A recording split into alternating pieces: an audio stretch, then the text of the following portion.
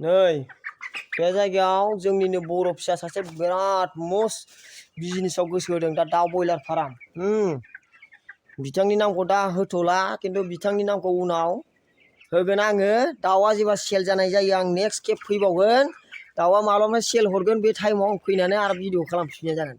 जोंनिनो बर' फिसानै बिराद गिदिर फार्म बानायदों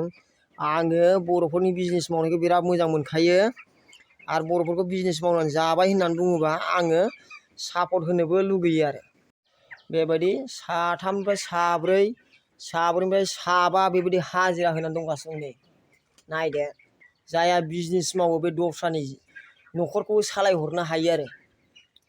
जेरै आं साहा दखान होनानै सानै साथाम मानसिखौ फोथांनानै दोनो आदैयाबो दिनै सानै साथाम साब्रै साबा मानसिखौ फोथांनानै दोननो हायो आरो बे दाउ फार्मा बे आदैनि नायदो आं नामखौ बुंथ'ला आंनिनो आदै जायो नायदो आं दा भिडिअ खालामगासिनो दं बिराद बरिया फार्म बानायदों बियो बर'फ्रा साफा साफा बिजनेसमेन जानांगौ रायजोफोर साफा साफा बर'फ्रा बिजनेसमेन जानांगौ होमबासो बेखार मानसिखौ फिसिनो हायो बे जाबाय 20निफ्राय 25 दिननि दाउ बियो नै 20 दिनल' ग्रोब जादों जाहैदों 20 दिन ग्रोब जादों आरो बेबायदि दाउ दङ नै दा एकदम मथा मथि बेसेबांसो खरस थांदों आदै